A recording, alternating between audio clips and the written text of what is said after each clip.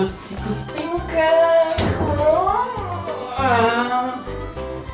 Така, да си пуснем детското филмче. Тук се завършвам сега песничката. Аз всъщност сега почнах, ама мисля, че текстът се получи много добре. Как ми хрумна първото и написах. Може стане хит, сигурна съм. Трябва да се обадя сега на продуцента, да му кажа, че искам да правя песничка. Ало!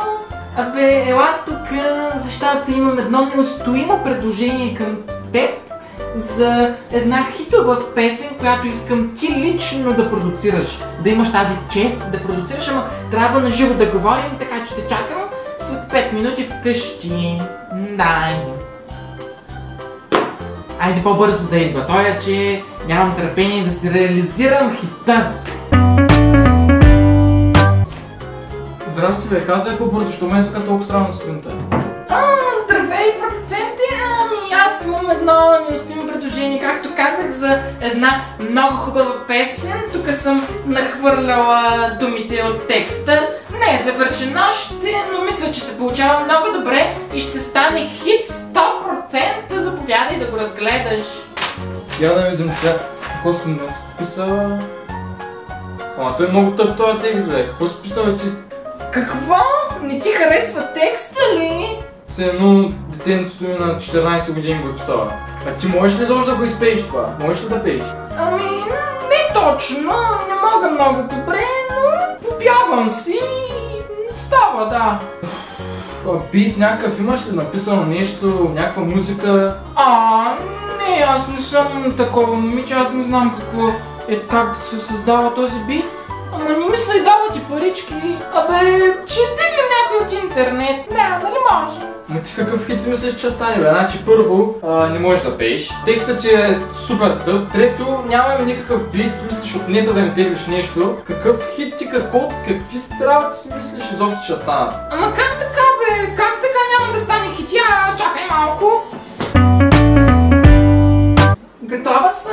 Така по-добре ли? Готова ли съм за хит? Ама така е доста по-добре бе. Значи, щом не можеш да пееш, нямаш бит, текстът ти тъп, ама пък си разголена, ще стане хит.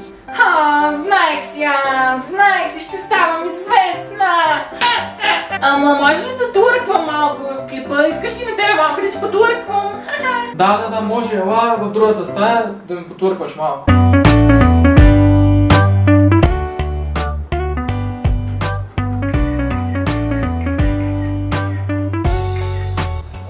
Госпожо, това там, където сте седнали е детският кът. Иначе дамите, важните дами, седето е там. Можете да се присъедините към тях, когато пожелаете. Ако искате, мога да ви заведа там. Ама аз съм на 14, бе, простак!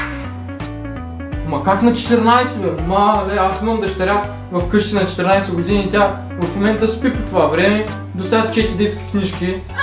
Аз изобщо не обичам да чета. Ама ти слуша ли новата ми песен? Да, то си че не може да четеш. Иначе имах ли избор, дъщеря ми вкъщи само това слуша. Само някакви луцифери и буди. Вечерята държиш ли да е в чиния, защото началото ти има повече място, мога там да ти я сложа. Ей, глупако! Аз съм световно известна певица с милион гледания в YouTube. Не ми говори така, бе, глупак! Ти знаеш кой е баща ми, бе! Знаеш колко пари има баща ми! Той е клип целия, какво мислиш, е така парите паднаха от небето, Знаеш колко хиляди дал баща ми за този клип, Да бе, знам го баща ти кой е, бе, много ясно, че го знам. Ти между другото, що звучиш ти като робот, бе? Аз така почнах да си говоря след песента, то ми хареса, пък и на другите така я хареса. Като чуха истинският ми глас, нещо се стъписаха. Ето го истинският ми глас. Я по-добре върни предния глас, по-добре ти, ти вече си свикнала, ти що пак да го сменяш сега, по-добре си ти. Да, всички така казаха, на които им преговориха, ама пък каквото, дали ще е твоя или ще е на компютър, няма разлика. Важното е да те харесват. Между другото, така като ме гледаш, турквам ми много добре. Искаш ли малко и на тебе да ти потурквам? Не, аз по-добре тръгвам, че не ми се влиза в затвора. Клипът ви е харесва, ако искате да снимам други такива видеа от тази поредица с други такива известни изпълнители, Можете да дадете палец нагоре, да се абонирате ето тук за мен, да видите предното видео тук и в петък може да гледате клипът, който снимах с Ивона, ще е много интересен. Чао!